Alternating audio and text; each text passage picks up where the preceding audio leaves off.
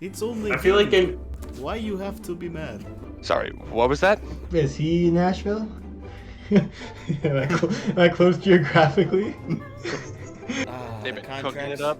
The contracts are coming in. No one knows what he is. He's a big orange monster What's with he? googly eyes. He's and a gritty. Okay. Little. The Florida lead. What do you think of Owen's bracket? Do you remember it? It's hopeful.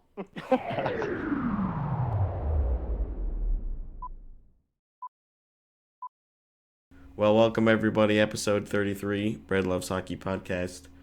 Dean's with us as usual, and we've got a return for our guest host Chandler. This time, gracing us with his face. As last time, he did not have a webcam, so we thank you for the upgrade you provided. Yeah, no problem. Happy to be here. And you I still brought a stash with me. Yes, you did. I just shaved mine, so it'll come back in a couple of days, I think. But we're happy to hear you be excited because things have changed a bit since last time you were here, as far as how the season's been going for your Devils. Unfortunately, Yeah, it's really took a turn for the worse. Yeah, the pain meter is all the way maxed out at 10. What happened? Yeah. What happened? What did I happen? don't know. I don't know what happened. Why aren't they in the playoffs? Maybe some missed coaching. Obviously, Lindy got axed. I think that was right Our choice. goaltending has been pretty atrocious too. Although that was a theme, I think, in November. Even it was still. Yep, Our that was goalkeeping definitely a topic of conversation last time around. So that just continued. Even back That then, kept you were going. like, they need to make a goalie move. Do I think they will? No. And your answer was basically true because they made a move, but it was way too late. I think I saw last week or 2 weeks we traded goalkeepers with San Jose. Yeah, And I Kakinen. think he's the only goalkeeper that's like worse than the two we have. Yeah, So, he's made one start. He played against the Rangers and put up like a 920 and lost. yeah. And I don't think Allen has played yet because you guys also traded for him, which Yep. it was funny in that episode we were also talking about how Montreal might be trying to ship out one of their guys, and we all thought that Allen would be the one that they would keep over either Primo or Montembeault. So funny enough, those two segments lined up right next to each other, and it's Allen that ends up going to the Devils on the deadline day. So Yeah. he hasn't played yet, but we'll see. Mm-mm. But yeah, goalkeeping, defense has been a little rough. Our defense has been playing good, like scoring wise. I thought we were pretty good on the attack, but actual defending, I think we've been struggling. So yeah, unfortunately, yeah, it's all come together. You guys Big- are Big devil slap in the face, but the Devils are we'll sitting. bounce back. According to Money Puck, you guys are at 6.6% to make the playoffs, which is about twice as much as Buffalo at 3.2. So, There you go. Wow. I wonder what was it at Thanksgiving, right around Thanksgiving. that's a good Well, question. I don't know if you can see. You said but- 100%. I did say 100%. I did say 100%. I could not imagine a scenario, Well- unless there's like serious injuries, where we would not make the What playoffs. percent do you give them now? More than 6? Yeah, more than 6. 10? That's good. That's good that you at least 10%. still believe. 10 to 20%. I got faith in the Devils. A little bit of faith left. Okay. As much as they've hurt this I year. had faith for a while too. I wanted them in the playoffs. I think I made it until maybe mid-February. I'm like, all right, it's over. It's done. Yeah. It's probably not going to happen, unfortunately, but it is possible. It is possible. So Well, they're 3-7 in their last 10, so they'll probably have to stop doing that if they want to Yeah. make it. reverse 10-0 run. Here we go. That's all Yeah. we need. 10-0 run right here. No. Doesn't sound too bad. Yeah. We're gonna have to see what the new goalie tandem looks like, and Yeah. I'm excited for that. you know, we were just kind of theorizing about it when we were discussing the trade deadline last week, like what the rationale was for the Devils and their moves at the off or not the off season, the trade deadline, Yep. because they they bring in two new goaltenders, but then they sell off their highest scoring forward and a solid depth piece and defense in Tyler Toffoli and Colin Miller, respectively. Yeah, DeFilippo is a big drop. Yeah. They did also pick up McDermott, which was like a slight move, I guess. I don't know how many games he's played. He's probably playing on the third D pair, I'd guess. Mm-hmm. But yeah, I'm just curious how your gut reacted to the moves on deadline day. I thought they were all pretty good moves. The Toffoli mood was disappointing. A little sad. I was really excited when we got him in the off season, and I was really hoping he'd like do really well. And I thought he played pretty okay. But Yeah, what did you think about the return? Because I don't even remember. I think it was. I don't think the second. return was. Let's see. Yeah, I don't. I think we got like a couple draft picks, 2 draft picks for him. Aaron Govich. That was the 25. Flames trade. Yeah, we got there we go. 2025 second round and 2024 third round Yeah. in Winnipeg. So I mean, at least they're like upper echelon Yeah. draft picks. Two but- picks, yeah. But that's not. I don't know. What we originally brought him in for, it was not so we could trade him within the season. Yeah, for I 2 mean, picks. they were definitely envisioning themselves to be in a much different position Yeah. at this point. They know, obviously being buyers, which again, it was kind of weird because they went ahead and tried to salvage the goaltending situation this year by picking up Yeah. 2 different goaltenders. But then they're also like selling in that, their best forward arguably, points wise this year, and then a solid D guy, defenseman goes. So it's just like, what sort of message is management trying to get across, or like just trying to like get some value, but see if maybe all they need to do is change out the goalies to get a push. I don't know. Yep. If you're gonna push, why get rid of Toffoli? Yeah, exactly. So I don't know.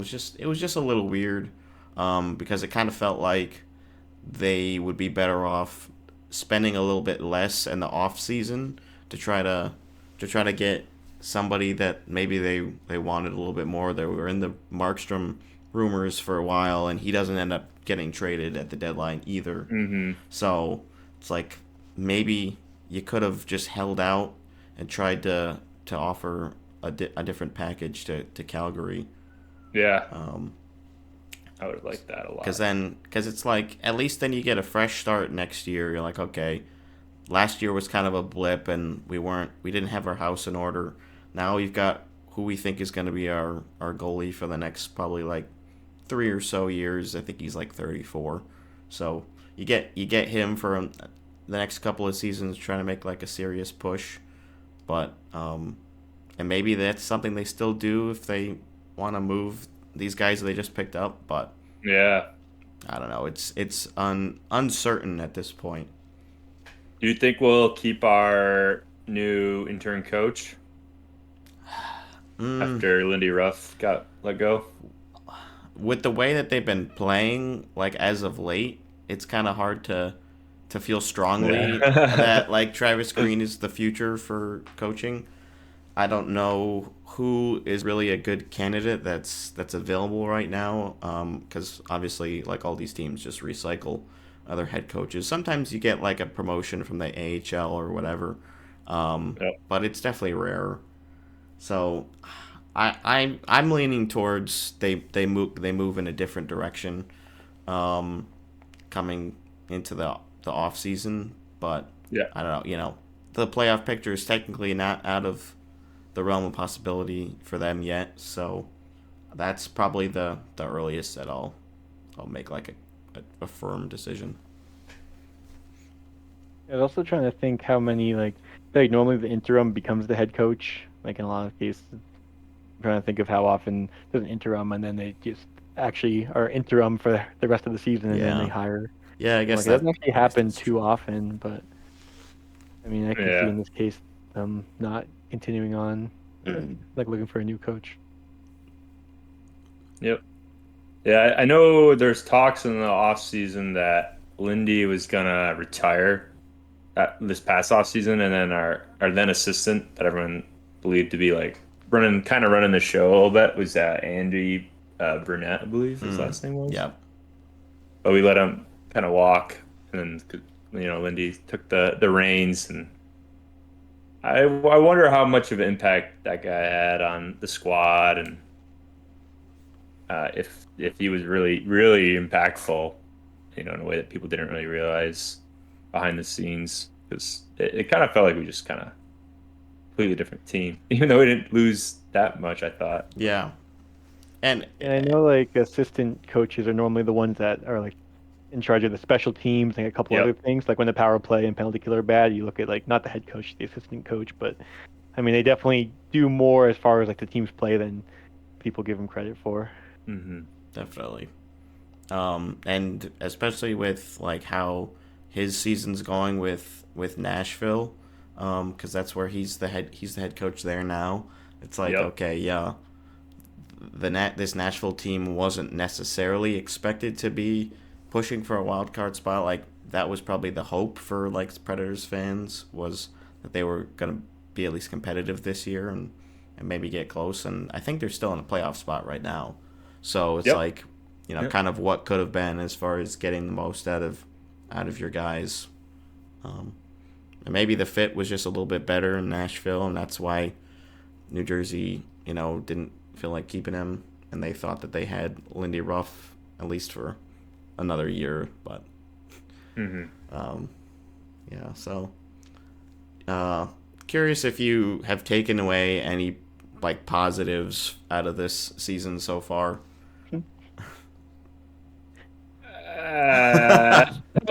No, I think we just got our answer right there. No long-term injuries to our boy Mm. Jackie Hughes. Yeah. That it's always unfortunate when Good- they go out good. early. Yeah. Good growing pains, I guess. I don't know. This season kind of blows after last season. I'm not gonna lie, but some good. I don't know. Forwards can develop a little bit. Timo I thought he's been playing a little bit better. I don't know what you guys think from compared to the last half you saw last year, but I think thought he's Timo's been. been a little bit more as far as closer to what he was advertised to be when they made the trade last year. Yep. Like I think Yep. a lot of people were kind of underwhelmed with how he did like since he got traded there. But I think this season's been more of what we were hoping for. So that's definitely a positive, because it was a little worrisome at that time. Like, okay, we just paid a lot for this guy and then signed him to a big extension, and now it's like, okay, is he gonna work here? So I think the answer is yes. Yeah. Which is that's definitely a positive. They did win the Stadium Series game, I believe. So Won the that's stadium. they beat the crap out of the Flyers, which was nice. Flyers got dumped. And Yeah. that could end up being pretty crucial for a final race here. There's still, I mean, I think they'd probably be getting in as a wild card team, if anything, but Mm-hmm. um, 100%. Yeah. There's still hope. wanna take a We're look at the only standings. not You only, are but 6 points out. of the 6 wild points card out. spot. 6 points out. It's a game. We got some games. Now if you ask me who I think's falling out, Islanders. I'm still I would do Islanders Detroit and takes that Detroit, spot. which is I think Detroit takes the next spot. Like I think Detroit moves in, New York moves out. Yeah, they same number of points. Islanders do have a game in hand, but yeah, I think a lot of people have thought the Red Wings were the better of the two teams this year. But then like the Islanders just went on like a 6-game win streak. Of course they lost to the Kings. I was like, oh, could you just take out one more Pacific team for me? But no. Oh yeah. So Caps can make a push. I was did you say the Sabres or the Capitals? The Caps. Yeah. Yeah, Capitals 3 points back at 69 points, and they've got 1 game in hand on the Isles and 2 on Detroit and 3 on Buffalo, who's 2 points back of them. So I know it's like, yeah, Buffalo really. And I think the answer is no. They'll probably get a little bit close, maybe excruciatingly so, and still lose because that's Sabres hockey, baby. true. Buffalo could sneak in. They have played some of the most games of the teams in the wild card hunt right now. So again, yeah, they're gonna just have to keep banking wins and hope that they get some luck on their side if they have any chance. They're at, yeah, like I said, Like 3.2. the Islanders are in a playoff spot with a -12 goal differential. Yeah, and Washington Capitals sitting minus there 20. -27. Yeah, so Funny because like the West, all the playoff teams are positive. And then you look down, the Sharks are at -112. Like oh my just goodness. beating up on, like the West is beating up on the Sharks and the Blackhawks. Yeah, I guess minus 90 for the Minus- Blackhawks. Like in the East, the Blue Jackets are the worst, and they're only -43 only. Yeah. Respectable. First, That's half. That's less than half of the other team. At least you're not Chicago or San Jose, who have both been mathematically eliminated from playoff contention. Chicago was the first team, and San Jose followed suit. Vegas was actually involved in eliminating both of them by getting wins because they were currently like the 8th place team in the Western Conference. So, kind of fun. Obviously, we all knew that they weren't even going to be sniffing playoffs, but Bedard officially misses in his first season in the NHL, and Owen's preseason bracket is officially busted because he had Chicago as a wild card team. I mean, I think all of ours are not going to be 100% accurate. You know, I had Buffalo, and we had plenty of other teams that aren't going to Sure, make Devils. It was were a in tough lot of your year. brackets. Yeah, it was a tough year because it seems like there was a lot of change. Obviously, we don't know the full picture yet, but we have a pretty good idea. Yeah, I can still be 100% right. I think technically. As long as it's technically, I didn't have the Sharks or Chicago. yep, same. So, I'm still in it. When Chandler was last on, he did think that the Jets would be dropping out and that the Coyotes could potentially leap over them and sneak into third in the Central. I think In my defense, I actually went to I think it was the home opener for the Devils. I think they played the Coyotes, or maybe it was the second game. I don't remember. But I think we lost to the Coyotes.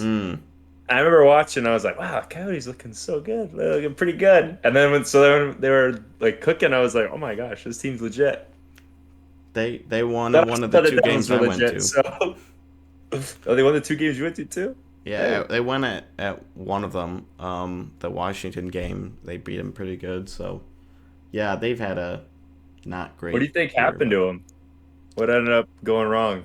I just think they weren't.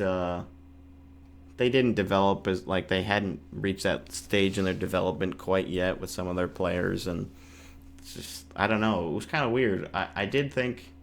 Like, they just had some huge losing streaks. They had a 14-game losing streak, which Ottawa thankfully snapped for them because they've had an even more miserable season. But, yeah, it just wasn't their year this year. They are, let's see, they're sitting 20 points back of a wild card spot. So that's going to be a no. No. But yeah, it was funny looking back in November and seeing where teams lie on the playoff picture and the ones that we're currently in. We were talking about the Yeah. Penguins back then. They're not Yeah, sniffing Penguins. playoffs now. Yeah. I We all mean, thought the they're Flyers would be out by they're now. yeah, I know. Yep. I thought Flyers would be out. That one is still shocking, and maybe like technically the Islanders could catch them because they have 2 games in hand and 4 points back. I don't think they have the tiebreaker with regulation wins. Yeah, no, they wouldn't. But I think it just seems like the Flyers are there to stay for some reason. I don't know. We definitely got that one wrong. Man. I hate the Flyers. It'll be weird. They've had just like a strange season.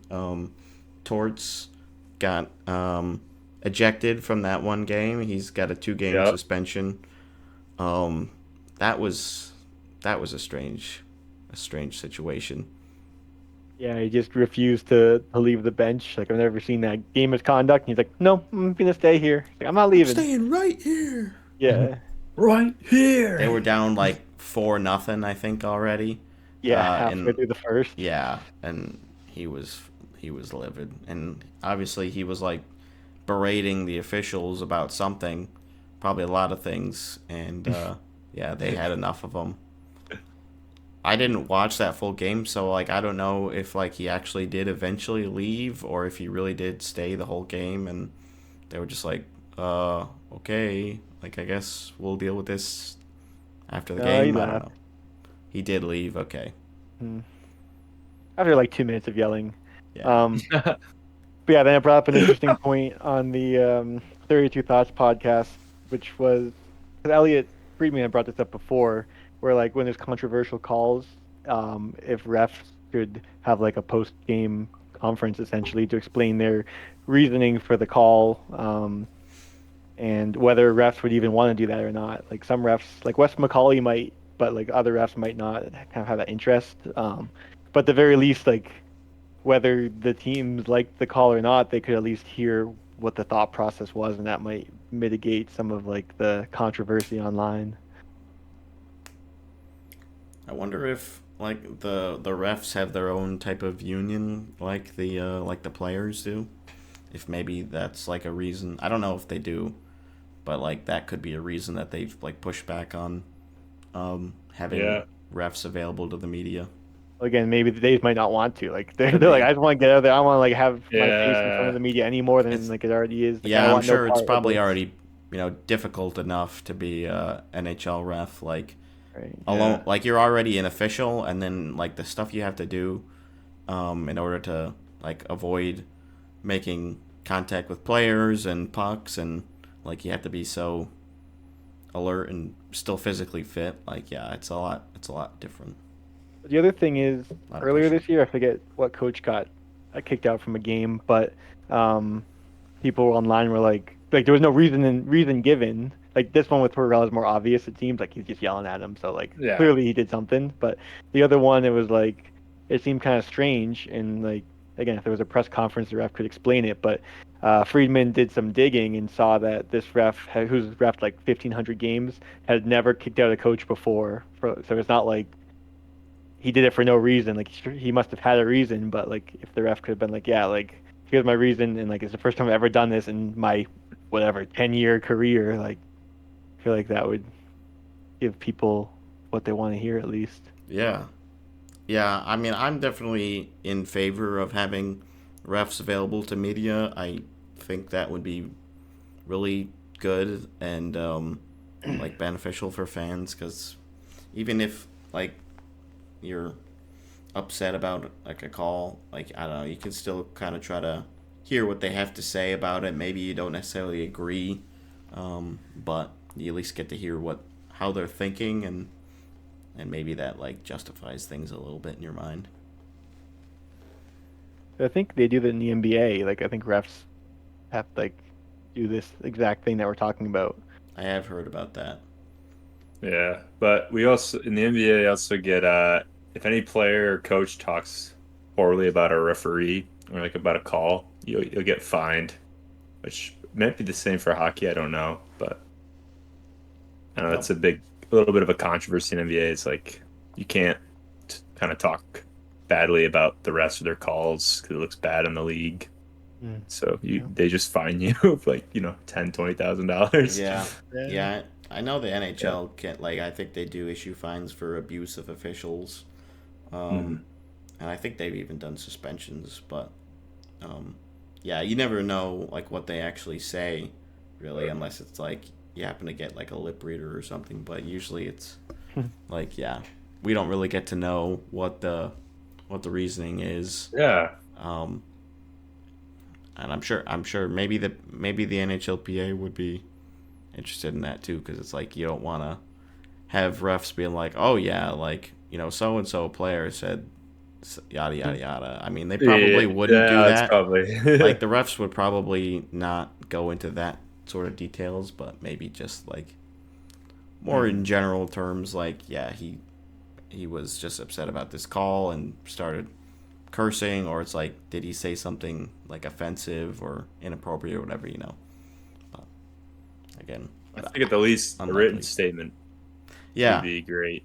On like maybe just big calls, like whatever. They do that for like goals that are either like that are reviewed in game, like offside or like goal interference, and like, I mean, they don't say much, so it might just be the same with suspensions. I mean, I guess they have the videos for suspensions, but like, I don't know. Would they do that since Tortorella got suspended? That's the same as a player where they have like the video. It's like, this is harassment. Oh yeah. It's like, he has a prior history, so he got 2 games. You see how he said something about the referee's mother? That's when when we added the suspension. There are also talks about, was 2 games too much? Because I mean, they're like looking for, they're fighting for a playoff spot, and like, I mean, that's your head coach. And again, I guess you can't really answer that unless you know what he said. But, yeah. Probably just trying to send a message like, okay, especially if like something happened like this in the playoffs, like, I think it would be escalated that much more. So it's like, okay, we're gonna give him a couple games now before it's like in the real thick of it, to try to be like, yeah, okay, you can't say whatever you want, like, to these refs, like, you can't do whatever you want. So I think that's probably where the league's stance is on it. It's probably the right thing, just because, some of these coaches, again, we don't know exactly what they're saying, but we can certainly infer from their tone and their facial features, and definitely some lip reading involved. Usually when they're saying the F word and stuff, so. But, yeah. So, Chandler, we'll see what are your thoughts on using the LTIR as a cap pool of sorts? LTIR. I'm intrigued by it. What do you guys think about it? Well, give me some feedback. What do you think? I mean, Brendan's as a Knights fan, is probably the most pro LTIR. I mean, I don't know. Like, obviously, it's benefited my team, but I do understand some complaints, like when they're not just saying like gold team bad and all this, like, I hate Vegas stuff. It's like when they actually have legitimate criticisms about the system in place for the LTIR. Like, I get it to a certain degree. I think there should be some changes. Like, I know someone, like, people have mentioned not having the full salary be available for the pool, but unless like it's a season-ending injury, and then you could use the full salary. Otherwise, maybe have like $1 million or like some percentage of the player's contract, maybe something like that, to try to get sort of representative amount of their worth to the team, I guess. Like, if you had something like that rather than just a flat number, just to make it a little bit less of like, okay, now we just have all of this this free money that we can use to acquire players, and then hopefully we'll be okay until playoffs. Um, I think there do need to be some tweaks. Yeah, I mean, again, everything that the team is doing is legal, and same with when Tampa did it with Kucherov. Tampa Bay is the one I think of the most for that. Yeah, kind of Yeah, not abusing it, but benefiting the most from it. yeah. I mean, I think they will look into it for the next CBA, but I mean, again, it's a thing that any team can do, and I mean, you're still gambling because like that player's not playing the regular season, and you might not make playoffs because of it. Yep. And I mean, you have to have a player injured in the first place, but yeah, I think changes will have to be made. The other argument I heard is if they can't play in game 82, how come they can play 2 days later or 3 days later in game one of the playoffs? Like if you're injured, and then like again, the discussion on 32 thoughts about like you then make it where it's like once you come off LTIR, you can't play for like however many games. Like you might have to sit out 4 games or 7, like the first round of the playoffs or something. Um, but then Jeff Merrick's argument was like, well, then you're having players come back when they're not fully healthy. They'll come back game 82 or game 70 or whatever, so that they can play in the playoffs in Yeah. game one. So Yeah. it's like the players gonna like they do that anyway. Like LTIR players come back in the playoffs and they're not healthy. Most players in the playoffs aren't healthy. So it's like I don't know. There's been a lot of debates and different ideas coming around. I mean, Vegas has done this a couple times. This Yeah. one seems to have brought the most attention just because I guess Thomas Hurdle's a big name. Like what they did at the trade deadline, that what they were able to do because of putting Mark Stone on LTIR. Is Eichel also on LTIR? No, he's back. Okay. So Well, it's really just Stone's contract that gave you the room. Yeah, Stone, Carrier is on LTIR, and I think maybe one other player. No, Martinez is on IR, not LTIR. But yeah, I think I've seen. Yeah, it's like about half the league is currently using some form of LTIR to have cap space. So it's like, I mean, obviously Vegas is using it a lot more or in different ways, but Yeah. I mean, it's the same with like every trade deadline. They go all in, and like yeah, other like everyone can do that if they wanted, but like Mm-hmm. there's the argument too of like, well, some people are just jealous because your team isn't doing this, and like I can also kind of see that it's like, yeah, like we'd love for our team to go out and get the big fish every trade deadline too. there's And there's it definitely seems a lot of like that. the other thing I heard is like Vegas is doing this, and not it doesn't seem like you gave up too much. Like for Hurdle, you gave up a first someone who you picked in the first round, whatever, a couple years ago, and a Last year. first round pick. And like Noah Hannafin, you didn't give up too much. So the other thing with that is it seems players want to play in Vegas. Like there's a good community around that. So it's kind of like how Tarasenko got to Florida because of his no trade clause. Like just players forcing their hand to Yep. get to these teams. So that helps Yeah. Vegas as well. Yeah, so it's like a compounding number of different factors that Yeah. all lead into Vegas being a really good destination for players to go, and so naturally other fan bases are gonna villainize them and be upset, and I'm not trying to like downplay some people's legitimate criticisms of like the LTIR stuff, but I do think there is a lot of whining and over exaggeration about like Stone and things when it comes to Vegas. So it's tough sometimes to see as like someone who just enjoys the Vegas Golden Knights, and I think like they're a really fun team to watch, and like not only on the ice but like yeah, again, how aggressive the management has been for such a long time. Like if you didn't hate them, I really think like you would love them, because they are like they are a really fun team to watch if you're Polarizing. rooting for them. Yeah. What do you guys think of for the LTIR if the player comes back and plays a certain percentage of their salary hits the cap? Oh, if they And then come back, yeah.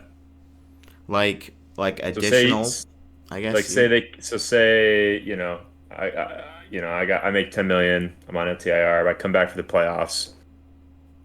Maybe 25% or whatever, 50% hits the cap. Now I have to I'm over the cap. I have to manage my team, drop players. I know you can't trade, so you have to drop. But do you think that would some sort of like percentage hit where okay, you got this really big piece because of the LTIR, but now you have to lose a little bit more now that you're in a really prime position? Because the way I see it is like the really great teams I think benefit the most from LTIR because you just have that system of guys that can kind of make the playoffs anyways. Like Boston, I think would be a good one too. If you guys had a player, one of your best players go on LTIR, I think you'd still make the playoffs. What do you guys Yes, are think? you in like a playoff spot? But I mean, I guess the other thing is like that's why the players don't come back until playoffs. Like if you come back in the regular season, then your cap is fully back, and then Oh, exactly. Yeah, in the exactly. playoffs, there's no cap. So like if they come back in the Yep. playoffs, it's not an issue, which is I guess the whole thing. I mean, there used to be a cap in the playoffs, I think, and that was a whole issue, and then they got rid of that because when you have so many injuries, you can't compete if there's a cap because this whole thing. So yeah, I don't Yeah, know.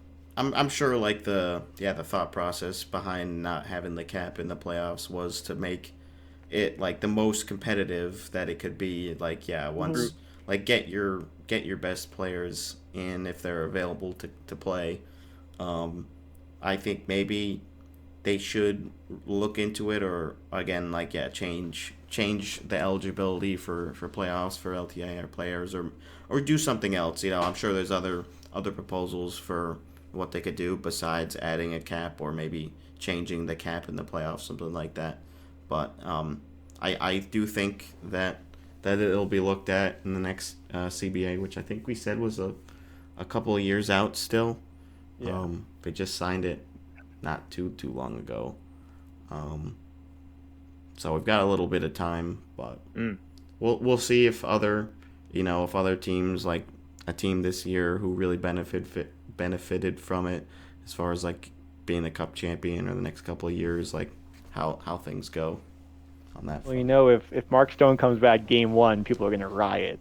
Definitely, and I really don't think he's gonna be back for the first game of the playoffs if we make it because again we're only in a wild card spot right now. I think we Mhm. do make it, but it's And like the possible, thing with but like we'll see. Colorado, they're giving updates on Landeskog. They like gave an estimate of when he returns. So that was the other thing. Is like, why are we getting these updates for Landeskog but not Mark Stone? And I mean, I think the reasoning was well, a lacerated spleen's a little different than whatever. Like, I don't know if Landeskog's still recovering from surgery or what, but Surgery, like, yeah, it's I hard think. to put a timeline on certain injuries and stuff like that. So Yeah, they've got Landeskog out until at least May, so that could potentially mean he doesn't play in the playoffs if they go out in the first round. They'll probably be pushing it a little bit close to May at that point, unless they like got swept or something. Um, but yeah, that could be a big deal. And then they also lost Logan O'Connor for the season. He's had season-ending surgery, so they've had like different issues with um, injuries the last couple of years, and unfortunately, it's kind of more of the same. Goaltending again, they've had problems with. I thought they were gonna pick up a goalie because at the trade deadline, but I don't think they ended up doing that. So that might be their big problem if they struggle in the playoffs this year. yeah, well, they did get a center, which was needed.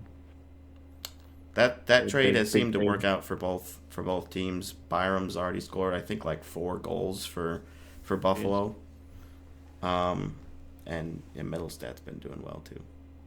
Yeah. I guess the last thing I'll say with LTIR is they have like the league has kind of cracked down on it over the last few years. Like they have like different doctors like evaluating players and like Oh, I didn't know seeing that. That's cool. like if they're actually ready to return. But I mean, it's so hard. Like you can't just be like, "Yep, you're healthy. You have to go play now," even if like the player like it's. I mean, the Yeah. player has the final say. You can't just force them to play if you think they're healthy and like. But they have in the last few years started focusing more on it because they are the league's aware that this is a thing and like Yeah. you can't just say, "Oh, this player like got hurt," and like during has like a practice. bruised chin from Yeah. blocking a shot. We're gonna put him on LTIR for a couple months, and then maybe take him off for playoffs or whatever. Yeah. They're working on it, I guess. Yeah. So we'll see what happens in the future, but you're gonna have to live with it for now. Luckily, the cap goes up a decent amount next year too, so that's a benefit. More money to put on LTR. Yeah. So we had the second installment of the Big City Greens classic. Do you remember seeing that the first time around, Chandler? I think that was last season. I didn't watch that one last season. No. How about you? Did you watch it? Yeah, I saw some of it. I think it was Rangers versus maybe the Capitals or something like that. But it was pretty interesting, and yeah, they did it again this year. Dean's Bruins were featured this time around in a matchup against the Penguins, and it was pretty fun. I watched like about half of the broadcast. Dean, were you watching that broadcast, or were you watching the regular feed? I watched the Big City Greens up until like the first commercial break, probably, just to get an idea. And honestly, it was better than I thought. Like, obviously, it's catered towards kids. Yeah. Basically, they're like motion capturing the game, and then it like looks like a video game. Like all the players, they have like the players' video game character essentially, and then it's tracking the puck, and the puck's bigger. A couple of the players are filled in with like big city green characters. So like the goalie Linus Olmark was like Bill. Bill is his name, I think. So it's kind of fun. Vasquez. But I think if they marketed this differently, like it could be good to like just get any sort of new fans into the league, because like tracking the puck super easy. It like really simplifies things. Like following the puck, the passes, the shooting, even just like seeing the players on the ice, it just was a lot easier to watch and digest as for like a new hockey fan, I would imagine. Yeah. Yeah. Like I mean, you lose some of the details obviously, but like if you're just trying to like get into the sport and just like or just watch casually, like it's kind of fun.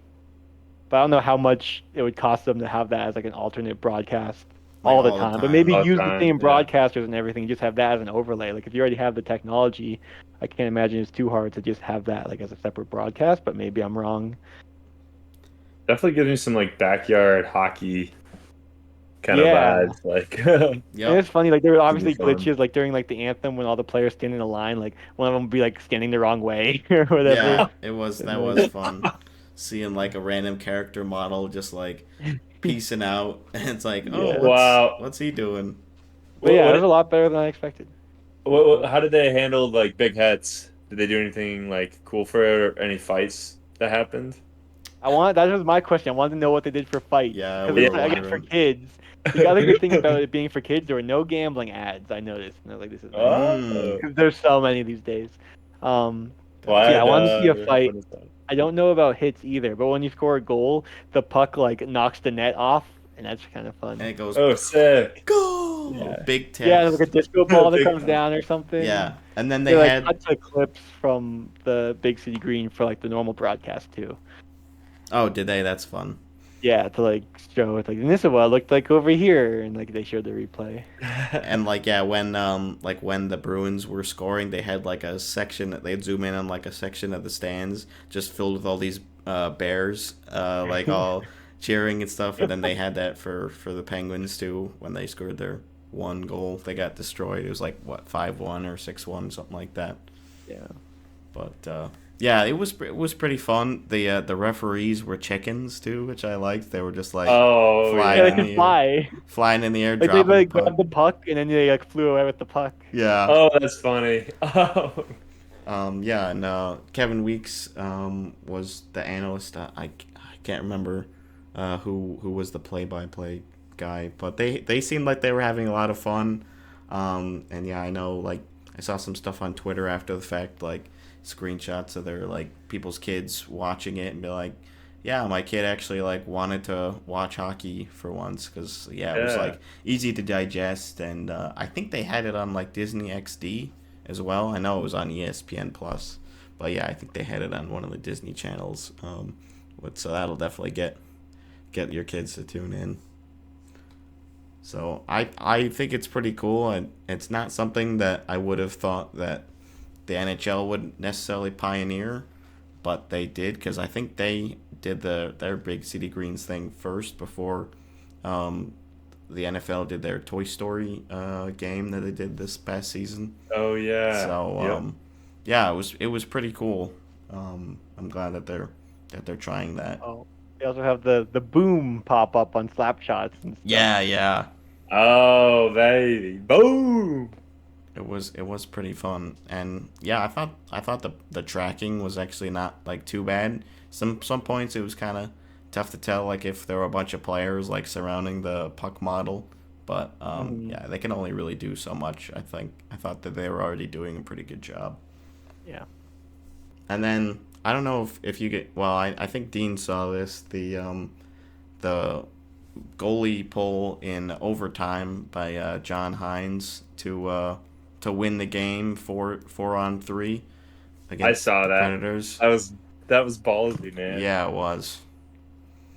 I heard the players didn't know. Like, I forget who scored the goal. Was it Boldy that scored? Yeah, Matt Boldy. Like Boldy said he didn't even know that was like a thing. Like, one of my buddies is a big Minnesota fan. He said it was one of the most stressful times in his entire life. Oh, I bet. Verge it of only heart lasted like attack. 15 seconds. He's They like, pulled the goalie and Yeah. He's like, what are we? He's like, what's the heck was going on? What are we doing? And then they scored, and he's like, oh my god, this guy's a genius. Yeah. Mad scientist. yeah, what the discussion would be if they got scored on like the empty net. Oh, he would have gotten roasted like so hard. Yeah. Like, People would still argue like, hey, at least he tried it. Like they're at the point where like they need that extra point. So it's like 2 points to 0 points. Like the one loser point, like was it really gonna help? You know? But yeah, because awesome. The whole thing with it being if you pull your goalie in overtime, unless it's on a delayed penalty, and you lose, you forfeit the loser point that you would have gotten by making it past regulation. So, which is it was kind of an underknown, I guess, not as well known rule. So a lot of people know that now. I think it's another similar thing with if you change out your goalie for either overtime or for shootout and you lose, you also will forfeit that point. So kind of interesting and cool to just get people more familiar with some of the more niche rules. I'm always a proponent for learning the most you can about the sport, and I still have to do some late night reading, just go through the rule book at some point, try to get everything that I can, but I'm sure it's I'm sure it's pretty dry. Yeah, I was happy when I told you one of those rules. What was it? Like the defenseman face-off going thing. down. I'm like, oh, I wonder if Brendan knows this one. I was so happy when you did. I'm like, nice. Yeah. I got him. Yeah, there's like a rule. The only reason I know is because like on the Bruins broadcast, Jack Edwards has mentioned this, or Brick or whoever. Like basically after the whistle, if the goalie freezes the puck, the shooting team, like the team on offense, if their defenders go below the hash mark, then the faceoff goes outside the zone, and it's to prevent like 5-on-5 scrums, basically. Whoa. I only knew that because again, like the announcers would be like, "Oh, that puck should come outside the zone because like the defenders went down," and then it did. I'm like, "Oh, like," but like you don't know it unless you watch enough hockey to like hear it come up.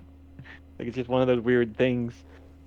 There was another like instance of a weird rule that didn't get enforced when it should have. I think it was in like one of the Toronto games where I think they put out like an extra attacker or something when they weren't supposed to. There was like 2 seconds left, and it should have resulted in a penalty shot. I vaguely which didn't remember happen. this.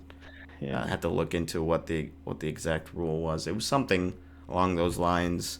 And it was like, the refs technically got this one incorrect, but I'm sure, it's one of those things where it's like it's so uncommon that you have to enforce it that you probably just aren't not at the forefront of your mind and you don't want to get that call wrong or something, and then like the fans are like, "What the hell's going on?" Like this guy Yeah, doesn't like, know. oh, Yeah. There's also that weird one in the Anaheim game where the net got dislodged in the last 2 minutes. I think it was intentionally, like by, I forget who Anaheim was playing, but like the defending team dislodged their own net. And if it's under 2 minutes, it's a penalty shot. Um, that was kind of cool. wow, I did not know. I'm looking at I all didn't, these I didn't know cool that one rules. either. Did And I know that one get enforced? it did. Okay, that's good. And I know Brendan and I had this discussion if like any penalty under 2 minutes, if it should be a penalty shot because like, I mean, we don't need to go into it again, but basically like since you don't have a whole 2 minutes to capitalize on the power play, like should you make it a penalty shot? But like I didn't know this was a rule, but yeah, basically if the net gets dislodged intentionally in the last 2 minutes, that one is a penalty shot. But I think that's like one of the few, maybe the only penalty that like becomes a penalty shot in the last 2 minutes. Yeah. Brendan, what's the craziest rule you know? Or is there any like kooky ones? Like, Yeah, I'm trying to think. I feel like there's at least one that I like have in the back of my mind that's like, I know this, but it's definitely very underutilized, but I can't think of anything off the top of my head. Yeah. Oh, it was against the Devils, the penalty shot. Because yeah, Toronto just like basically walked right into the net and kind of shoved it. Oh. Like, pretty uh, intentional. I remember that. But they missed the penalty shot though, right? Yeah. Sorry, Chandler. They missed. fine. It's classic It's double. fine. I'm fine. I'm fine. It's fine. That yeah, I think that was like that would have tied the game up. That's a tough one. I think one of the weirdest rules I know, which is the one I recently learned and told you about, was if a linesman is the one to call like a slashing penalty or whatever, it's automatically a double minor. Oh, like if a yeah, ref yeah. misses it. Yeah, Wow. I couldn't remember. Or I thought I tried like finding that exact Was rule, it and that I couldn't. one? I don't couldn't know. find I it. just heard it. quite I heard it well. on 32 Thoughts. But Yeah, that was interesting. maybe it, yeah, something like that. But you found something close to it about It's a a 4-minute yeah. minor, but yeah, There definitely there's are definitely some strange weird things. rules that like. Same with football, where it's like the 1 point The 1 point safety safety or whatever, like Yeah, things that just Yeah. never happen. Yeah. And even in the Super Bowl, where like some of the players didn't even know how the overtime rules worked, like with the coin toss. yeah. They're like, Yeah. we want the ball. It's like, well, hold Okay. on. It's not as much of a gimme now as maybe it used to be. Like, Yeah. you want to think about it. So yeah. So yeah, your coach Shanahan didn't even know. I think I've ever seen a report that he didn't even know really That's the rules. Yeah, unless they were like thinking that both teams were going to be able to score. Because if you thought both teams were going to score a touchdown, then you'd get the ball again for like the sudden death. So like Yep. there is some rationale to keeping it, but I don't They know. didn't. It seemed That you know, wasn't why. Yeah. after the fact. It's like definitely should have Wrong choice. preferred or given it to Kansas City, but. Yeah. In hindsight. We'll talk about hockey for the remainder of this one. Maybe. I don't want to dwell on the frickin' Kansas City Chiefs any more than I have to. Oh, There's goodness. nothing more hockey than elbowing someone in the face. Am I right? Yeah. Rempe, big guy. We've said he's 6'7", and I think Chandler knows this too because this was in the Rangers game. I think it was McDermott that he like chicken winged in the face. Yeah, that was a brutal. Just I think it was Siegenthaler. Oh, yeah, Siegenthaler. he Okay. got yeah. I don't know what Rempe's thinking. I don't know why he decided to do that, but that was pretty dirty. Pretty classic hockey though, for sure. And he got 4-game suspension for the hit. Oh, 4 games. Yeah. 4 games, good. Was it? I mean, I don't know. Yeah, it's 4 games. Okay. Just double check. Yeah. Yeah, I mean, I was telling you guys, like, I saw the first angle, and I was like, oh, it's not that bad. Then you see the angle of the camera, like, behind Rempe, and you're like, oh, like, he's just clearly going and, like, raises the elbow at the last second. Yeah. I mean, the other I guess, argument is, well, he's so tall, his elbow's by his head anyway. Nah. And then you think of people like Chara, who like hardly got any suspensions. Like, Yeah. I have so much respect for him, and like how with such a big body, like he could have killed players all the time. But Oh Yeah. yeah. he used the body like, well, maybe not against Pacioretty. That was a other Mm. thing. But like for the most part, he was like pretty good about when to use the body to separate player from puck and not like overdo it. Yeah, I mean, part of being that like tall and like just being a player in the league in general is knowing how like your body restricts you or gives you advantages. Like you have to know that because of your size advantage, you might not be able to make the same type of hits that another guy would be able to make. Like yeah, maybe if you're 6 foot or 5'8" or not 5'8", like 5'10" or whatever, like you can use your shoulders, use your elbows a little bit more. But yeah, if you're that tall, you don't really have the same luxury. You have to find other ways to get your clean hits in. So it's on him. Mm-hmm. Yep. Dirty call. Dirty play. Yeah, I'm sure. Stick taller, probably not doing too hot right now. No, probably not. Big old headache for sure. So. Any other thoughts on Rempe these days? Is he staying up? Are you still wanting to see him fight? Do you not care either way anymore? I don't know. I feel like he still should probably. I mean, especially after the suspension, like he should definitely be rethinking a little bit what his role on the team is. Like now you're taking yourself out of games for playing that kind of way. So hopefully he has like something else to offer as far as like offense or defense or what have you, like actual game script, rather than just fighting and hitting. Because I don't think he's gonna last very long in the league if that's really all he has to offer. Like it's just not that type of league anymore. Yeah, he's also averaging 5.5 minutes a night over 10 games. Yeah, so he's probably not getting that much of an opportunity, and obviously this is still his rookie year, just getting into the league. So maybe he'll have opportunities next season to grow those those minutes a little bit. Mm-hmm. But I'm gonna let you both guess what you think his penalty minutes are after 10 games. I know He does 5 minutes a game. definitely got like a misconduct once. So you said 10 games? 10 games. He has a goal and an assist. Penalty minutes. I'm gonna guess 0 minutes. I think I got a good chance here then.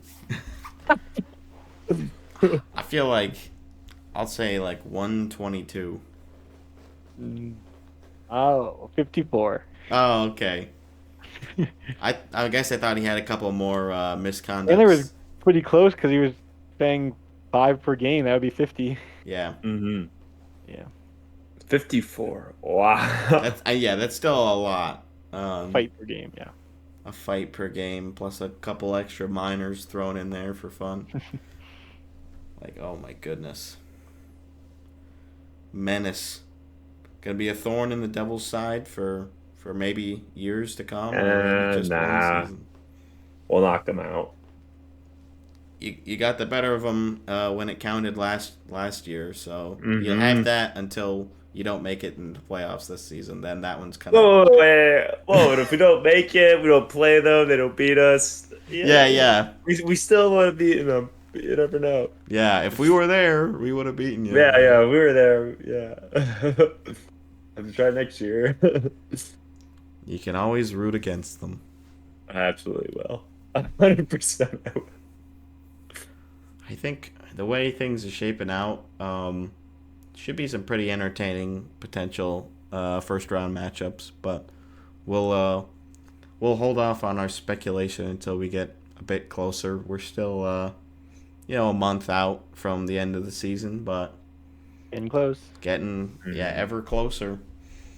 The PWHL, shifting gears a bit, they just announced their trade deadline is Monday at 4 p.m. Eastern time. So we'll see how much movement there is in the first season and which teams are trying to make a push for playoffs. That'll be fun. And then I know they've got a roster freeze.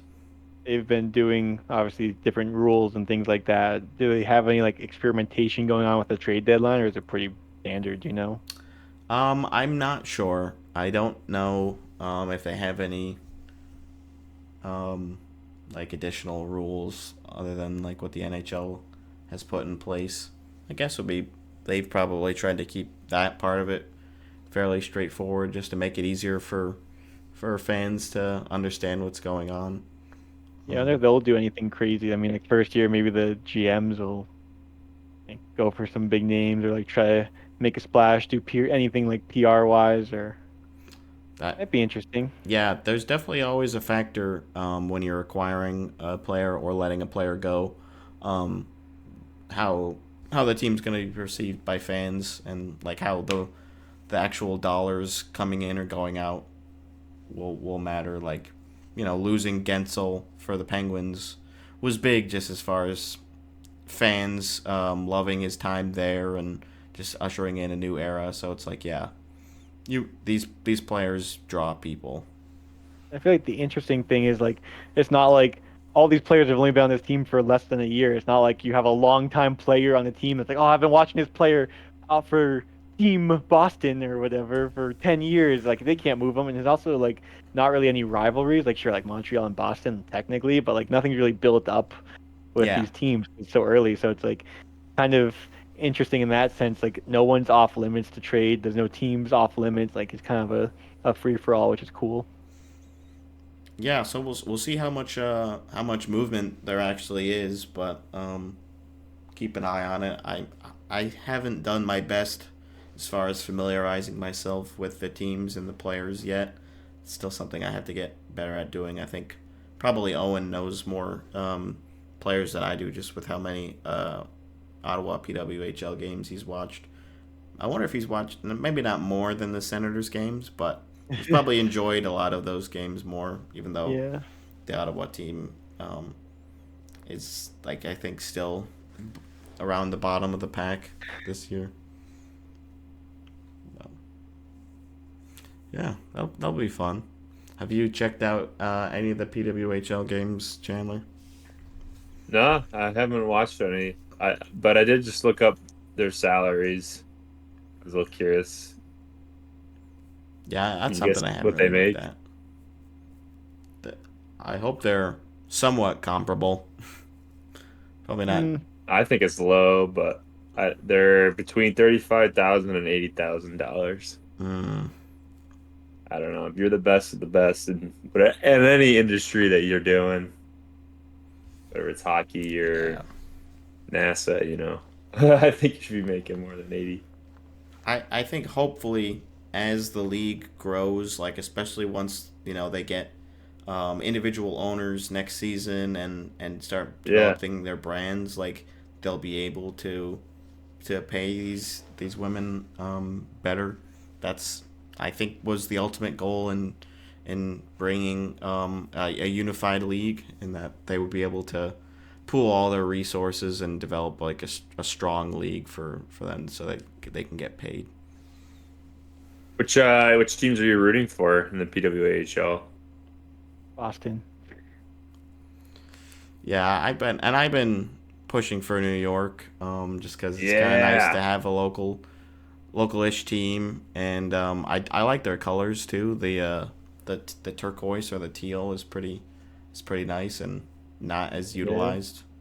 For New York's the worst team. Yeah, that's the unfortunate part. Oh God. That they haven't been doing well this year. Oh no, man. Minnesota seems like a lot of fun, but that one is the furthest one away from me, so that one would be the toughest one to catch home games for. So I don't know. Maybe I'll see how the playoffs shake out and maybe decide from there who I'm officially aligning with. But I think I'll probably stick with New York, even though they're not doing well. And speaking of some potential new teams. So I don't know if you guys saw this, but Anson Carter joined this Alpharetta sports and entertainment group to initiate a formal expansion process for a new Atlanta team. Same thing that the group for the Utah team was doing. So, how much this actually means, like, I don't think the NHL has come out and had any, like, formal acceptance like they did with the Utah one. But there's been already some talk, and I know some members of the hockey world have been trying to push for another Atlanta team. I think Kevin Weeks has also been a proponent for an Atlanta team again. Third time's the charm. Yeah, I guess. Yeah, I mean that'd be cool. I don't see any issue with like these, I guess, groups we can call them, like setting up these expansion processes and just kind of like getting it out there, because just any like talk I feel like helps with getting new teams. And I mean I'm okay with going to maybe 34 teams. Like I think it would help the league. Anything to help get more money and make the league bigger, I'm for. Yeah, and definitely having like an Eastern and a Western team, like both talking about expansion, would be good, because then you'd be able to potentially have them come in around the same time and have like the league be balanced again as far as teams in each conference. So I think they would do, if they do the same year, do a double expansion draft where you can only Oh my well, I don't know how that gosh. would work with like That'd be protecting players. brutal. You protect the same amount of players, but then you lose two instead of You one. lose two extra more. And how do they choose the order of when each new team gets to pick? Like, okay, I'm gonna pick from Anaheim first, because then it's like you're competing for the same players. Well, yeah, I guess half the teams, one team would get first. Yeah, which half? Like you do. I would I don't want to know, see like based off the standings and or do like some sort of like snake draft where it's like the one whatever team wins whatever lottery pick, you pick whatever team you want first, and then the next expansion team picks for whatever team they want.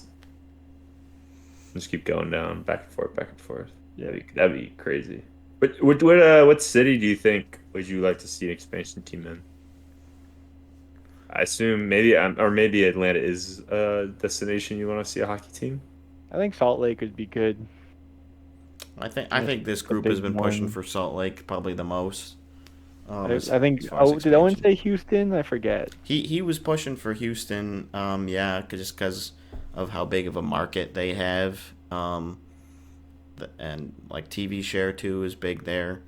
So I think that was probably where he'd go. I mean, he also seemed receptive to Utah, especially if their colors and stuff were nice. Yeah, he drew jerseys for them. Yeah. Whoa. Hockey team to Cleveland, baby. Cleveland, an underrated choice, for sure. They gotta finish the professional sports, the Thanos Club, man. Yeah, there are some cities like that have 3 out of the big 4. Seattle has 3 of the 4 now, missing the NBA. I know Pittsburgh is missing the NBA too. There's a couple other cities like that.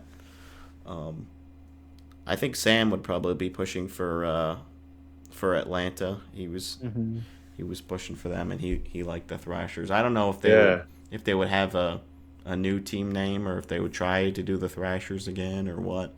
I don't think the Alpharetta group specified anything like that. But and I know like with Quebec City, like there's fans there that want the team, but I think the question is like, will that compete with the other near Canadian teams, and like an issue in that regard. But like I think there's obviously some dedicated hockey fans there, obviously because Canada, that like want to see a team there again. Yeah, and you wonder if like some of them were converted to Avalanche fans during the move, and if some of them are just like, all right, I'm just gonna be a Montreal fan because we're, closest. I don't know. Maybe that's sacrilege to say because They probably don't like each other. I don't know. Right. So yeah, and whether or not the city, like the actual city of Quebec, city wants to have a team, I think they probably would because they see the potential revenue. But there's also like the whole where are you gonna actually put this team, like arena thing. I know the part of the Atlanta expansion proposal was that they would have they already have like an arena situation going into effect, so that's a big part of it. And I think Batman's still saying we're not in expansion mode, and again, got to figure out the whole Arizona thing first, but it's probably 3 or 4 years down the road before anything serious gets going. Speaking of Coyotes, did you hear the story about how Dylan Gunther had his water turned off in his apartment? They forgot Yes. to pay the bill, and I'm like, that's such a Coyotes thing to do. And I saw that. That was so No funny. way. They're like, how very on brand. Yeah, one of the Coyotes players basically, he was called up back in January, but I think him and his roommate didn't pay the water bill, so their water got shut off in their apartment. I think I guess it he How was do you saying, not and he's pay like, the water bill? and he's like, now we're kind of the laughing stock of the team. And like, imagine being the laughing stock of the Arizona Coyotes. But they were saying that like they thought it was like a 2-in-1 thing with like the electric or something, and they paid the electric but not the water. Yeah, I mean, these guys are like 18, 19. Yeah. Like, I get it. Yeah. They probably haven't ever had to deal with this stuff before. I think it was Logan Cooley is also his roommate. So yeah, that was pretty funny, and it like there were some quotes from the players like, you don't realize how much you need water until you like wake up and you can't brush your teeth and you can't take a shower or whatever. It's like, dude, obviously people know that they need water. Like, I don't know, it's just perpetuating the dumb hockey player sort of stereotypes, unfortunately. Sure. But it was really funny. Also, his roommate's Jack McBain. Oh, Jack McBain. Okay. There was also, this was like over a decade ago, when they used to like kind of like how Behind the Bee does like behind the scenes with the players and stuff, but I can't remember the players or what team it was, but they were like doing laundry for the first time. Oh, like You gotta learn all this stuff at some point, just especially like if you seeing don't that. figure it out. Like we had college to kind of figure it out if you hadn't done it already, like that sort of thing. So we're just kind of thrown into the real world. Yeah. NHL. It's like now we see the wild hockey player attempt to do his whites for the first time. Will he use the right amount of fabric softener? Who knows? Oh, he's put it on the rinse cycle instead of the heavy duty. That's gonna cost him. Oh no, he put a colored sock in with the white. Yeah. Uh-oh. That's a GG. We're gonna have a pink situation here, folks. Oh yeah, that is definitely like more the human side of getting the rookies into the league. It's like, yeah, these kids are moving to a new city usually they've never been before. They don't even know necessarily how long they're going to be spending with the team. Like they might be traveling between like the AHL affiliates or whatever. So it's a lot. But they kind of like most of these guys know what to expect because they've been pushing for this for like, most of their lives. Like, yeah, I know what it's going to take. So Yep. interesting. The other behind the scenes thing I saw this week was Trent Frederick teaching Jeremy Swayman how to fight. Yes, I sent that in the Yeah, group you chat. sent that. This is That so was good. That was so funny. He's got to get into a scrap this year. He's been trying. He He's done has it multiple times. Like there's scrums and they skate to center ice. Be like, eh? Like Eh? just like, You come want on, to? you want to go? And like he's like quietly feisty. Like you'll see like after plays of people get in his face, he just like shoves them over. Like I don't know. He's got some bite to him. And you definitely get some special treatment, I guess, as far as like what they'll let you do as the goalie, because like you're not really they're not really supposed to be hitting the goalies back, so it's like, yeah, you Yeah, can give a couple jabs or trip Oh, somebody or yeah. whatever. Like maybe they'll give I you a guess- penalty, but Even like Olmark too is just slashing dudes in the head. Like Yeah. our tandem's great. yeah, I mean maybe you shouldn't be doing that, but you Yeah, that know, one, yeah, not great. But, avoid it. avoid the head area. yeah. I'm just glad that Allmark didn't get traded during the deadline, and then after the first game back when they won, you know, big hug from Swayman. You're not going anywhere. You're staying right here. It's like, yeah, you can't break those guys up, man. The league is gonna, or the fan base is gonna fall apart. Like, what are you It's doing? it's gonna happen eventually. Yeah, Maybe even this offseason. if they get traded, they have to. It has to be a package deal. 2 goalies for 2 goalies. Can you imagine trading tandems, like a complete tandem? The Devils kind of did that, but with 2 different teams. If you could have any goalie tandem, who would you take? I mean, like maybe Tampa just for Vasilevsky, who needs a backup, right? Or like, I don't know. Rangers pretty good goalie tandem. Yeah, that's true. Yeah, they signed Quick to an extension too, which is like at his age he must be playing really well, which he was at the beginning of the year, and I think he's still doing pretty well. So it's like, yeah, that was a surprise one, more of a dark horse for best tandem, I guess. I mean, I'm sure a lot of people were thinking Shesterkin alone, but yeah, Quick has been very serviceable, above average. So him, or I mean, of course I'll say the Vegas tandem is comparable to Boston, and that would be a crazy one. It would be so fun for me to root for Swayman and Allmark on Vegas, but it would be tough to see Thompson and Hill go. Yeah.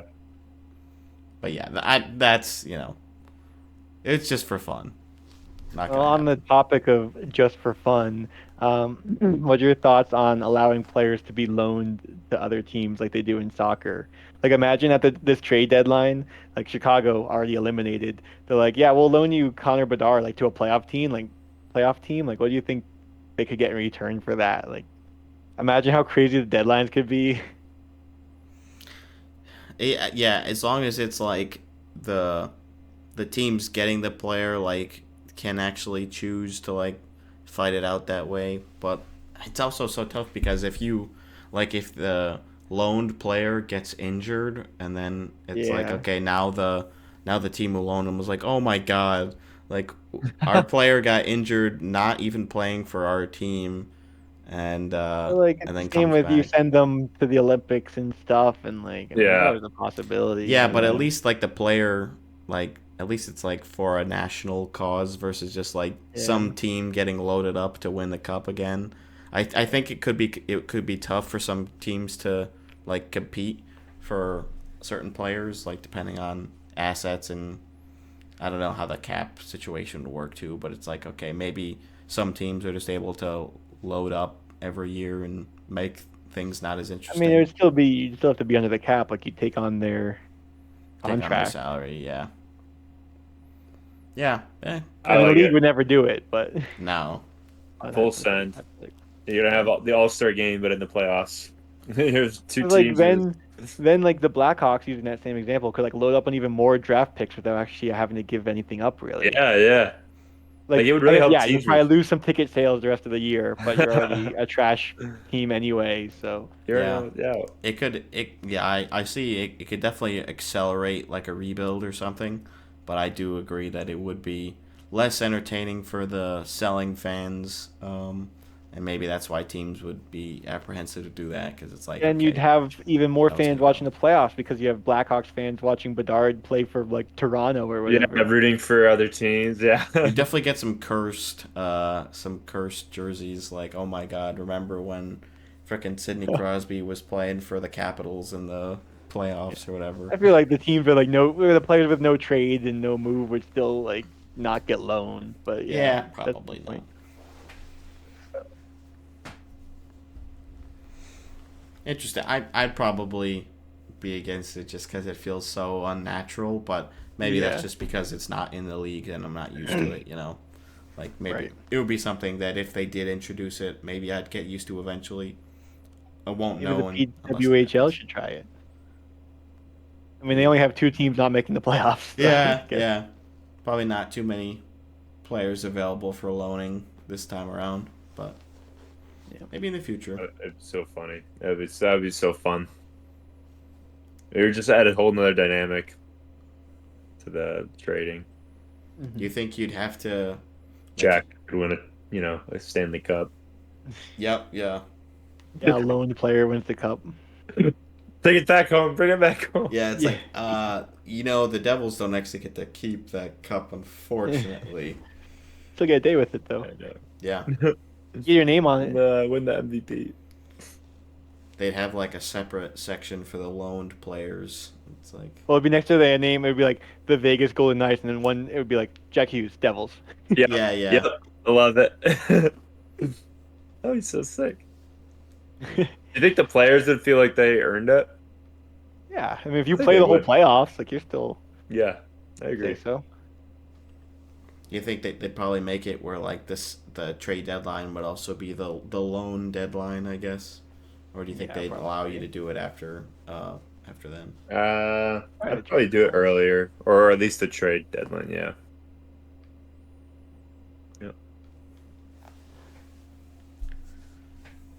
Did you guys? Well, we talked about those the new Leafs St. Pat's jerseys for this year, Yeah. which might be the last Adidas jersey. We said that last time after the Tampa one, and Dean said I think there'll be at least one more. So Hey. good on him for getting that. I think the reception for this one has been pretty well.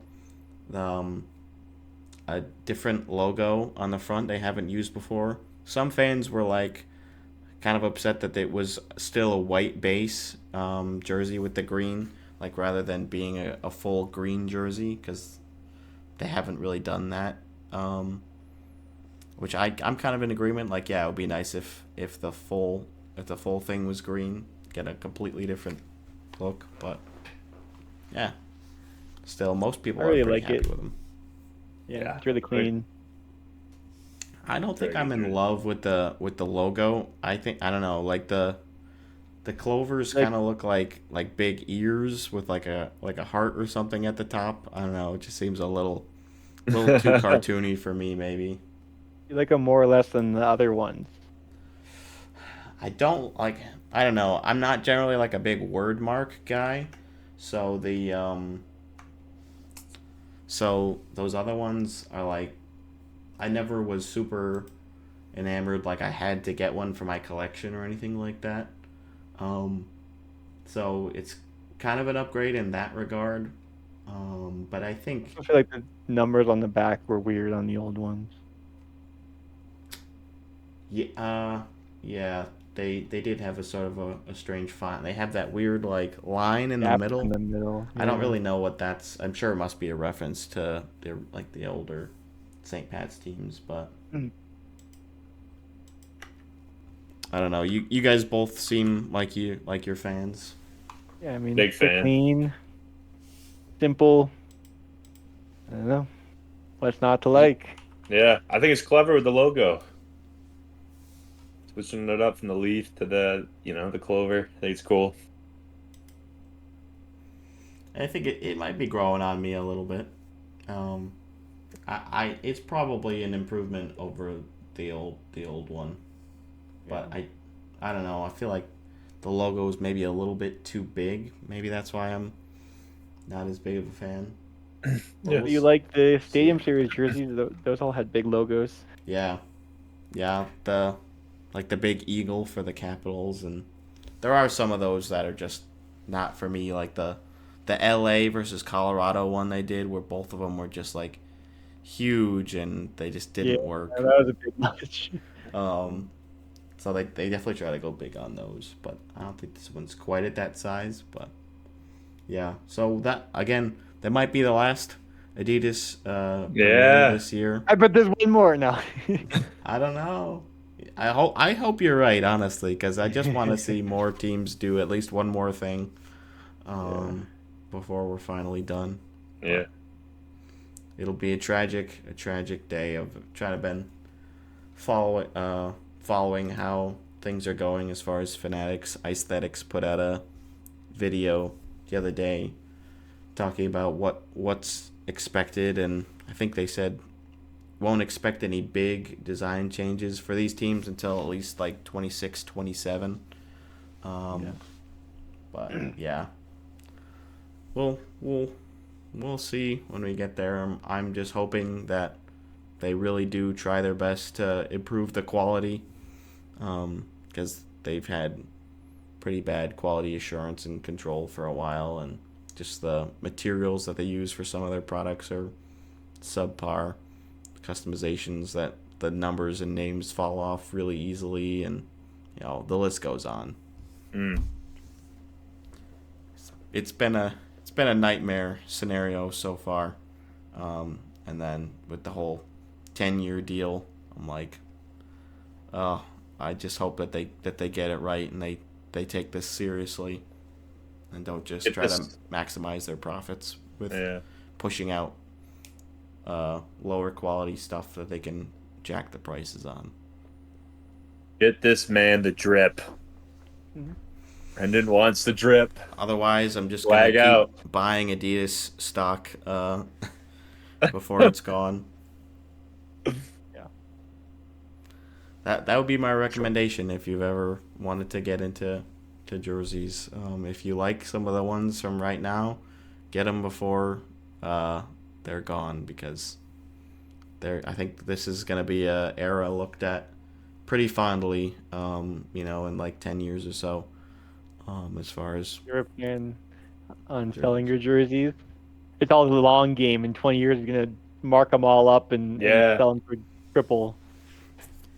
I wouldn't be surprised if I moved on from some of them, but I don't know. Like, maybe once I've gotten the full reverse retro collection, there'll be some that I'm like, okay, I don't necessarily need to have this one. Like, do I need to keep the whole collection forever? I don't know.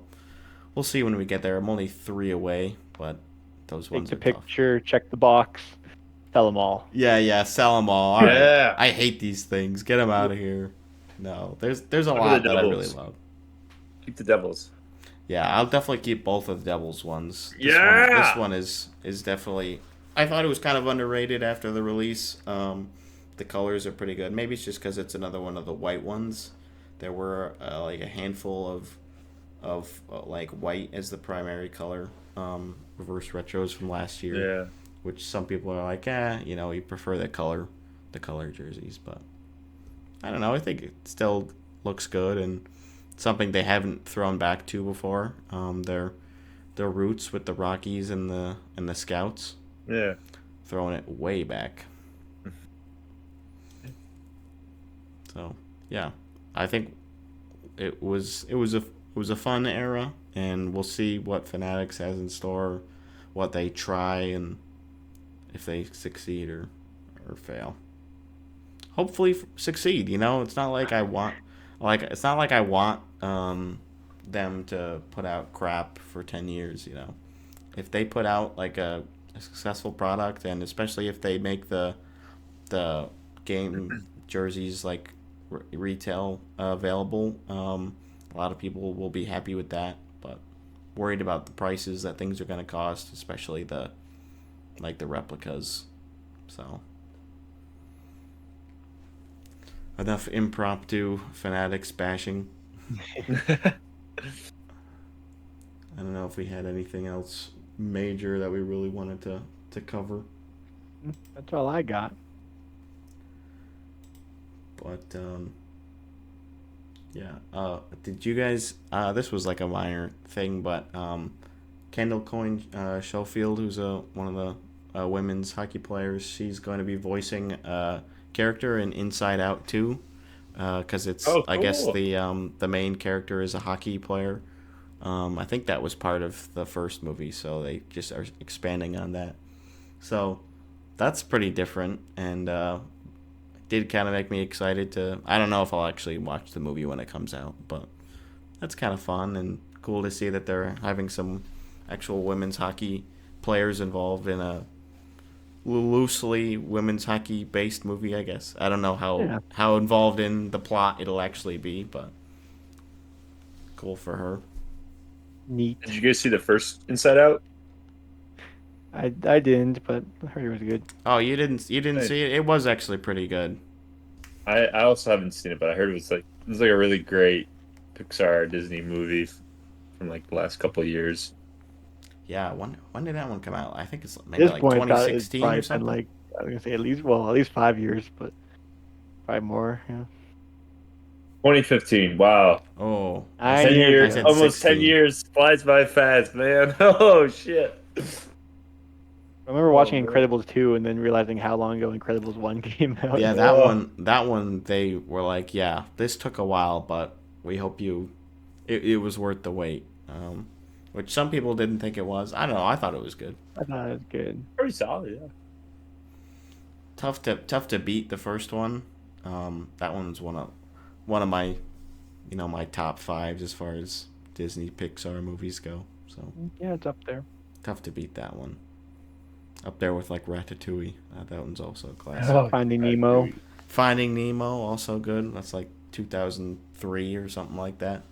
It's like, yeah, these movies are like 20 years old. Some of them are. Toy Story's like 1999. Yeah. So, yeah, it's crazy. Some old hockey movies too. Mm. Like I watched Goon like a few months back. I was like, wow. Oh, Goon's great. I didn't think it like held up as well as I thought it was going to. Like it was still fun, but the plot was kind of like loose most of the way through. I'm like, but I still enjoyed it. You said old hockey movies. I didn't think you were going with Goon. I thought you were gonna say like Slapshot. That's old hockey. No, movie. yeah, that one Goon is definitely more recent than like some of the other classics. Like Slapshot's good though. Slapshot. That iconic Mighty scene Ducks. with the glasses and the bloody from the Three Brothers. That's so good. I have not seen Slapshot. And I haven't seen any of the Oh, you Mighty gotta- Ducks movies either. You gotta see Oh, Slapshot. I don't think gotta I've seen see any of the Slapshot. Mighty Ducks. Those are like religious artifacts in Canada. I think some of those movies like, oh, you have to see it. Like, maybe I'll get around to it at some point. I should probably just familiarize myself with some more hockey media stuff, I guess. I heard Sudden Death was good too, but I've never seen it. I don't even Never know if I've seen heard of that that one. one. Interesting. Maybe we'll do a. Actually, maybe I don't know I'll do how a much of a hockey marathon. movie it actually is. It says a former fireman takes on a group of terrorists holding the vice president and other hostages during the 7th game of the NHL Stanley Cup Finals. Oh, That so it's doesn't make like you want to watch it, and I don't know what would. it's like the setting is part of hockey, but the main like plot of it isn't really centered around hockey. So that's kind of interesting concept, though. Yeah, it's like what's the movie everyone jokes is a Christmas movie? Die Hard. Die Hard. It's like Yeah. Die Hard being a Christmas Oh, movie. Yeah. hey, that is a Christmas movie. Somehow Well, then I Sudden Death is knew a hockey that Chandler was on the Christmas. The Ah, Christmas yeah, summer side of baby. it. The Christmas movie, through and through. Mhm. Classic. Right It's there with never- Harry Potter. Classic. If it's for your family and your family watches it as a Christmas movie, then Oh, sure, they hate it. It is. They hate it. I watch it alone. Oh, really? That's funny. They protest. They say, "No, Chandler, we're not watching it again. No more Die Hard." Yeah. Things get No more pretty Die Hard. things get pretty heated about the movies around that time of year. It's always like, oh my goodness, I can't believe how much debate there is over this stuff. There's It is. like Yeah. there's so many Christmas movies too. They just crank them out. I guess Happy Gilmore is considered an ice hockey comedy according to Google. Yeah, I 2 mean, minutes of hockey in there. it's related to hockey. Yeah. He wears the Bruins jersey and everything. Yeah. And he was. Well, a he started player. golfing because he didn't make the hockey team. Yeah. That's why. I gotta watch that one again. It's been a long time since I've seen that one. We'll add it to the list of hockey movies to binge. Do a marathon. Get all the Mighty Ducks in a row and Ducks in a row. And check out check out Slapshot and maybe some other ones. Miracle on Ice. Another good one. Mystery Alaska. I don't know. Add it I to don't the know list. that one. I don't know if you heard it. Yeah, it's got Russell Crowe, Burt Reynolds. Oh, Yep. It's pretty good. It's about the Rangers. It's like small town in Alaska, and then like I don't remember how, but the Rangers go and play them, really? like their local hockey team. Yeah, and they. Yeah, I don't want to spoil it, but How old is it? maybe 2000s, maybe early 2000s or late 90s. Okay. Yeah, so I guess pretty old now. I was thinking I was thinking with that type of plot, it would be like an '80s movie. It was the feel that I was getting. Oh, the other one yeah. you have to add to your list. I actually watched this one. MVP, Most Valuable Primate. Oh, I've heard of that. Isn't it? I thought he was like Oh, that came right I thought up. that was like a snowboarder thing, or like skiing or something. No, I guess it must be hockey. No. Monkey plays hockey. Oh my gosh. A sign language speaking chimp makes a break for freedom. His talent for ice skating soon turns him into a local hockey team's secret weapon. Oh my gosh. Came out in 2000. That is hilarious. 4.2 out of 10 stars. That's good. I'd watch it. I did watch it. You definitely. Hell yeah. That's definitely one. You get a couple of beers, you watch with some buddies, and you just enjoy the fest.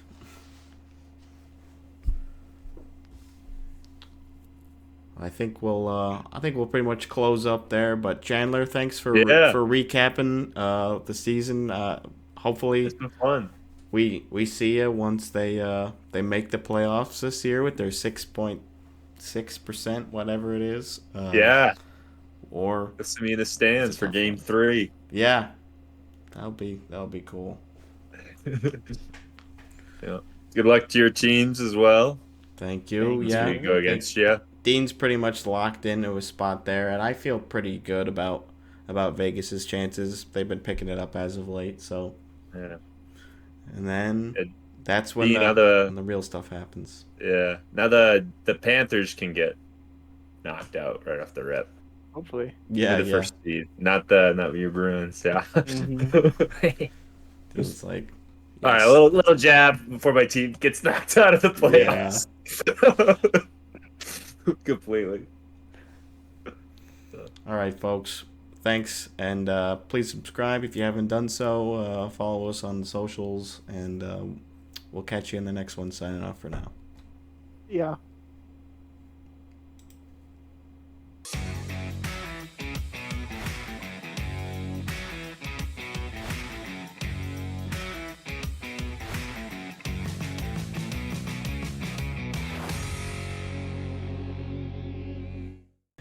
You fans are so lucky that Dean doesn't poison your minds.